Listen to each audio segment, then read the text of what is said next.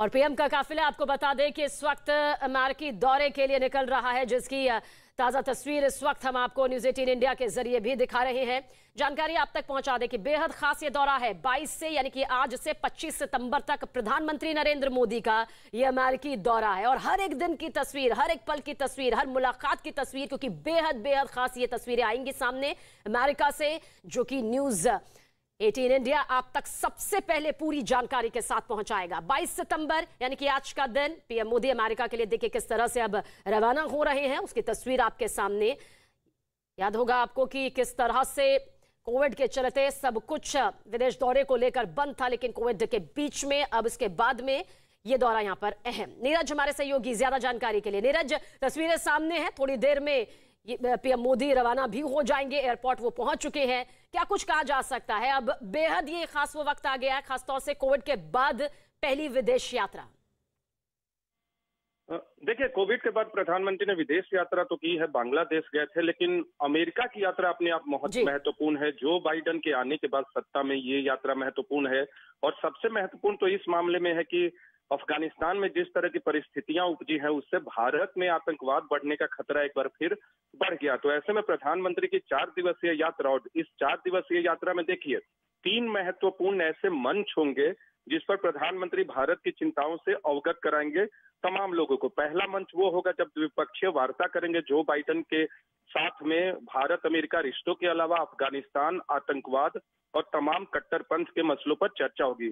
आपको याद होगा अभी हाल ही में जब एससीओ की बैठक हुई थी और एससीओ की बैठक में जब अफगानिस्तान पे चर्चा हुई तो अफगानिस्तान से जुड़ी चिंताओं को प्रधानमंत्री नरेंद्र मोदी ने सबके सामने रखा था। दूसरा जो अहम मंच होगा वो क्वाड का होगा। क्वाड में भारत, ऑस्ट्रेलिया, अमेरिका, जापान के राष्ट्र प्रमुख शामिल हैं। और जब इस मंच पे बैठेंगे, आप देख सकते हैं, देखिए अभी जो तस्वीरें आप देख रहे हैं, अब रवानगी होनी है, अगले 5 से 10 मिनट में रवानगी होगी, क्योंकि प्रधानमंत्री इस तरह के विशेष विमान में जब बैठते हैं उसके 5 से 10 मिनट बाद जो विशेष विमान होता है वो निकल पड़ता है, क्योंकि बाकी जो प्रतिनिधि मंडल होते हैं वो बैठ चुके होते हैं। प्रधानमंत्री के आने से पहले इस तरह की सुरक्षा व्यवस्था होती है। तो मैं जिक्र कर रहा था कि क्वाड के देशों के साथ जो बातचीत होगी उसमें हिंद प्रशांत क्षेत्र के अलावा भी जो क्षेत्रीय चुनौतियां होंगी, वैश्विक चुनौतियां होंगी, उनका भी जिक्र करेंगे। ऑकस का गठन किया है ऑस्ट्रेलिया, ब्रिटेन और अमेरिका ने। बार बार ये सवाल उठ रहे थे कि क्या क्वाड के विकल्प के तौर पे इसका गठन किया गया। तो कल ही विदेश मंत्रालय ने यह साफ किया है कि क्वाड जो है एक अलग तरह का मंच है, मिलिट्री मंच नहीं है, नॉन मिलिट्री मंच है, जबकि ऑकस जो है एक मिलिट्री मंच है, क्योंकि उसमें इस बात का ऑकस में कहा गया है कि वो सबमरीन डेवलप करेगा ऑस्ट्रेलिया के लिए। तीसरा जो महत्वपूर्ण मंच होगा यूएनजीए का, जो पूरी दुनिया के लोग सुनेंगे भारत को और प्रधानमंत्री नरेंद्र मोदी को। कोविड के बाद ये पहला ऐसा मंच होगा जिसमें प्रधानमंत्री अपनी बात रखेंगे। तो सबसे खास बात यह होगी कि यूएनजीए के मंच से आतंकवाद, अफगानिस्तान और पाकिस्तान की तरफ इशारा करते हुए प्रधानमंत्री भारत की चिंताओं से दुनिया को अवगत कराएंगे और भारत जो चाहता है दुनिया से, भारत जो चाहता है यूएनजीए से, वो तमाम चीजों को सामने रखेंगे।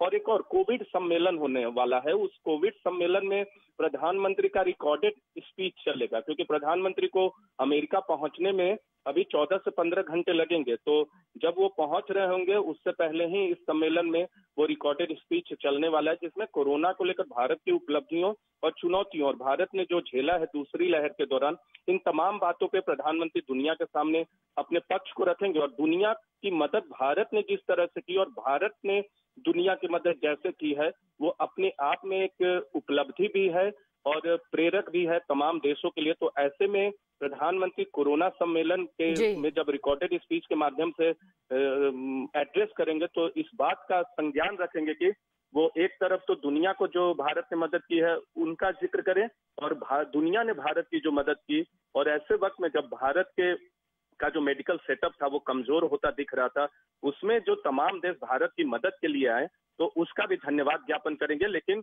सबसे महत्वपूर्ण जो इस 4 दिवसीय दौरे के दौरान होगा, प्रधानमंत्री का यह 7वां यूएस का दौरा है 2014 के बाद, और जो बाइडेन से उनकी ये पहली मुलाकात होगी बतौर राष्ट्रपति बनने के बाद जो बाइडेन की। इससे पहले बिल्कुल। और नीरज, जब पिछली बार प्रधानमंत्री नरेंद्र मोदी जब सितंबर 2019 में अमेरिकी यात्रा पर गए थे तब भी निगाहें टेक गई थी, क्योंकि अमेरिकी राष्ट्रपति उस वक्त डोनाल्ड ट्रंप थे। और जब हाउडी मोदी कार्यक्रम का आयोजन हुआ था तो मोदी मोदी की गूंज सुनाई दी थी और तब से लेकर अब तक के अगर सफर को यहां पर देखें तो शक्तिशाली दिग्गज नेताओं में पीएम मोदी का नाम कई बार सामने आ चुका है। एक लंबा सफर भी इस दौरान कई चीजों को लेकर सामने दिखाई दिया। अंतर्राष्ट्रीय स्तर पर हिंदुस्तान ने बड़ी बेबाकी से अपनी बात कई अहम मुद्दों को लेकर रखी है, फिर चाहे आतंकवाद हो या बाकी दूसरे मुद्दे हो। ऐसे में कहा जा सकता है कि जब यूएन में पीएम मोदी का संबोधन होगा तो दुनिया की निगाहें आकर टिक जाएंगी कि आखिर क्या कुछ कहते हैं मोदी।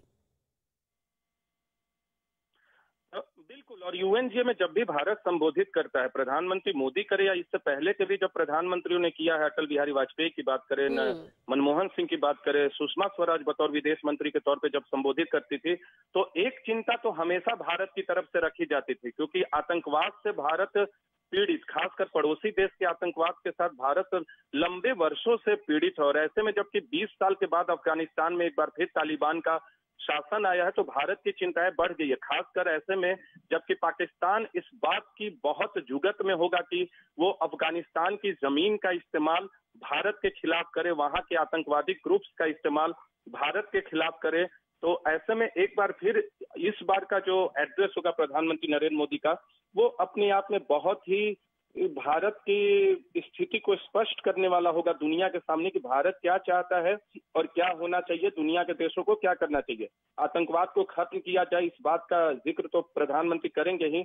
अफगानिस्तान की जमीन का इस्तेमाल भारत के खिलाफ या किसी देश के खिलाफ ना हो, इसका भी जिक्र करेंगे। सीमा पार आतंकवाद यानी पाकिस्तान की तरफ इशारा करते हुए भी जिक्र करेंगे कि आतंकवाद का इस्तेमाल भारत के खिलाफ न किया जाए।